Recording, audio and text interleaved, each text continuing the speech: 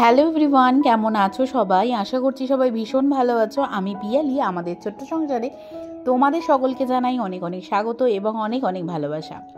শুভ সকাল বন্ধুরা। এখন চলে এসেছি আমি গোপালকে শয়ন থেকে তোলার জন্য।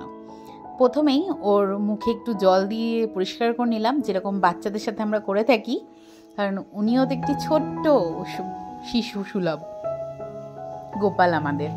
তো যাই হোক, এখন আমি এখানে আরতি সেরে নিচ্ছি আর ভোগ দিয়ে দিয়েছি, একটু জল বাতাসা দিয়েছি ভোগে। এই তো সকালের দিনটা এইভাবেই শুরু করলাম। তারপরে জামাটাকে আরেকবার ছেড়ে নিলাম, কারণ ওই জামাটি পরে আমি শুধুমাত্র পুজোই দিয়েছি। আর এটি গতকালকে রাত্রিবেলাতে পরেছিলাম, যেহেতু কারণ বিকেলের দিকে জামাটা ছাড়া হয়েছিল, সেই জন্য এখন আর অন্য জামা পরলাম না, এই জামাটাই পরে নিলাম।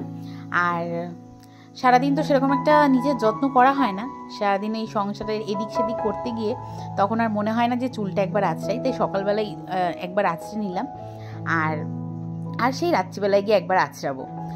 অনেকেই বলে চুলে যত্ন নেওয়ার জন্য, যে যত্ন নেওয়ার জন্য অনেকবারই কিন্তু চুলটা আঁচড়ানো দরকার, কিন্তু সেটা আর হয়ে ওঠে না। তাই আর প্রতিটা দিন বার এত সমান যায় না। তো গতকালকে রাত্রিবেলায় না কোনো কিছুই কাজ করিনি।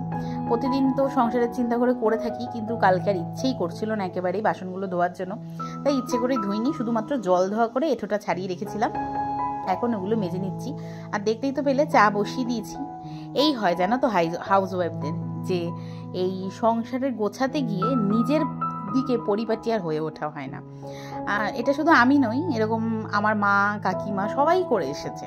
মানে এটা পরম্পরা হয়ে দাঁড়িয়েছে মেয়েদের, মানে হাউস ওয়াইফদের, মেয়েদের না হাউস ওয়াইফদের। এই তো রান্নাঘরটাকে দেখো কি সুন্দর পরিপাটি করে নিয়েছি। এইগুলো করে তারপরে কিন্তু আর মনে হয় না যে নিজের জন্য একটু সময় বের করে নিজেকে পরিপাটি করি। এটা যেন একটা অভ্যাসে পরিণত হয়ে গেছে, যে ঘর গোছানোর পর নিজেকে আর গোছাতে ইচ্ছা করে না। কেন জানি না, সবার সাথেই হয়তো আমার মতন এরকম হবে। অবশ্যই কিন্তু কমেন্ট করে জানিও, হ্যাঁ, কথাটা একদম সত্যি কিনা।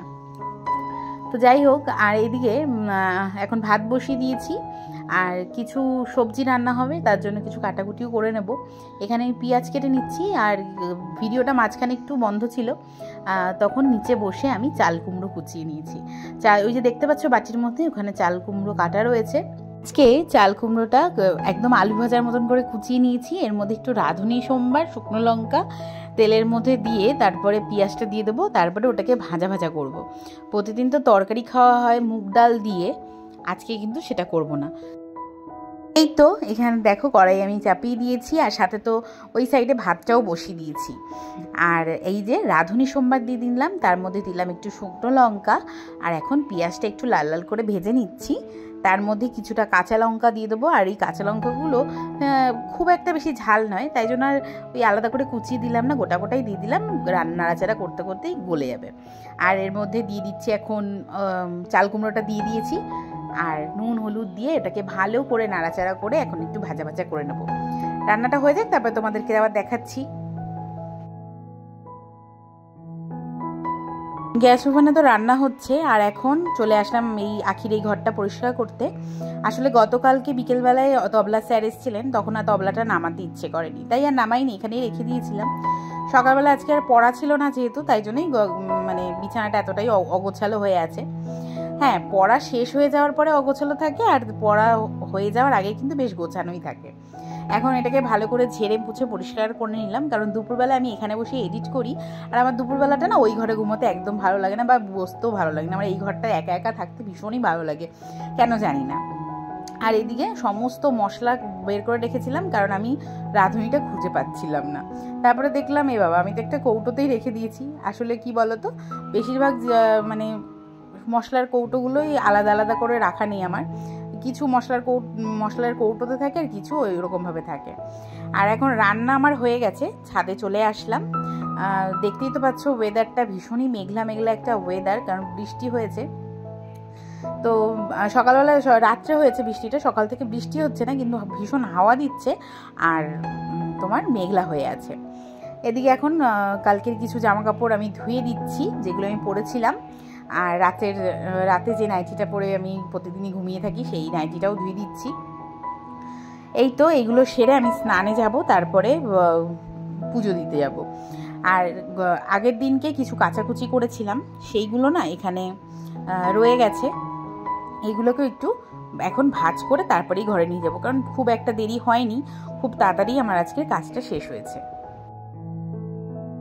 আসলে কি বলতো, নিচে তো গোছানো হয়ই, কিন্তু এখন যদি আমি একটু গুছিয়ে নিয়ে যাই না, মানে এরকম হয় আর কি, যখন যেটা করতে ইচ্ছা করে সেটাই করি।